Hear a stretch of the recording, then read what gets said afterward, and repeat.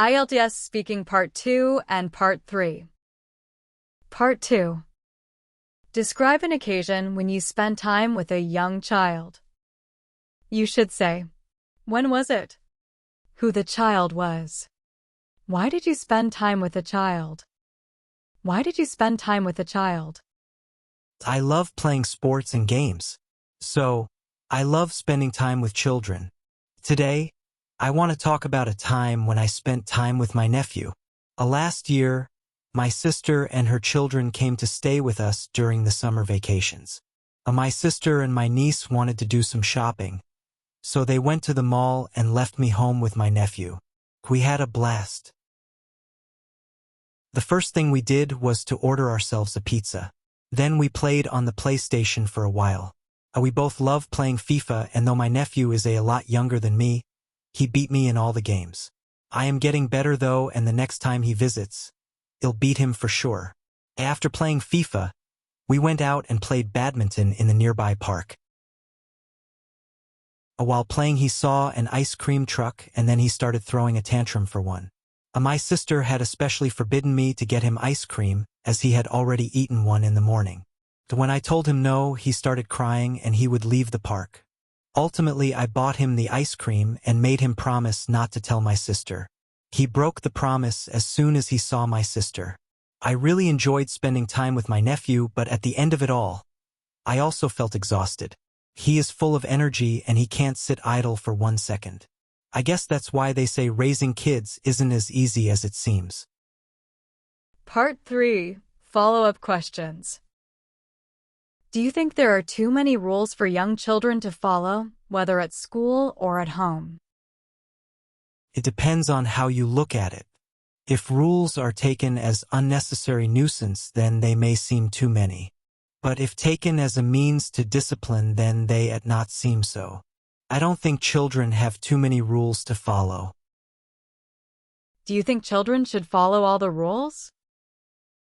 Yes, children should try to follow as many rules as possible so as to grow into disciplined and responsible adults. Do you think it's necessary for parents to take decisions for their children? Yes, when the children are too young and can't understand the implications, outcomes of their decisions, parents should take the decision on their behalf. Do you think it's good for parents to help children choose friends? Parents can guide them in selecting their friends to a certain extent. Friends are made from the heart.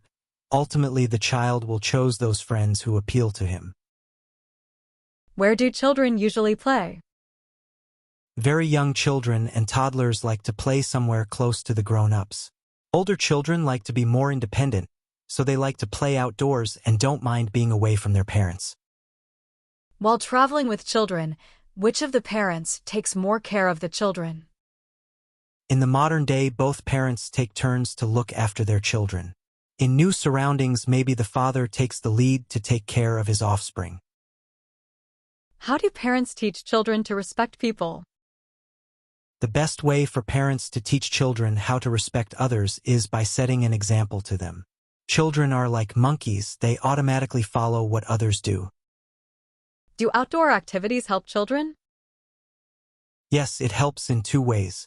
It makes children more agile and fit, and secondly, it helps them to develop social skill as they meet and spend time with other children when they do these activities. What is the difference between the outdoor activities children play now and before? The first difference is that children don't do outdoor activities nowadays because they spend most of their time on phones and computer. Secondly, children had a lot more freedom to do activities like they could swim in lakes, explore forests and caves, whereas nowadays, children mainly spend time on mainstream sports like football, cricket, and so on.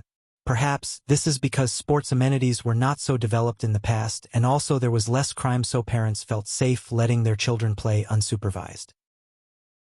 Which side, the father or the mother, invests more experience in caring for the child? Why? How can we change this? I think normally mothers spend more time on caring for children. One reason is traditional inertia.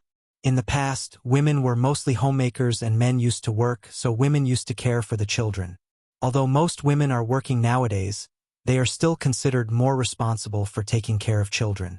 Secondly, it's because of biology. In other words, as women give birth, they also develop a sense of affection and care towards children that men cannot. I don't think we can change this completely, but it's slowly happening on its own.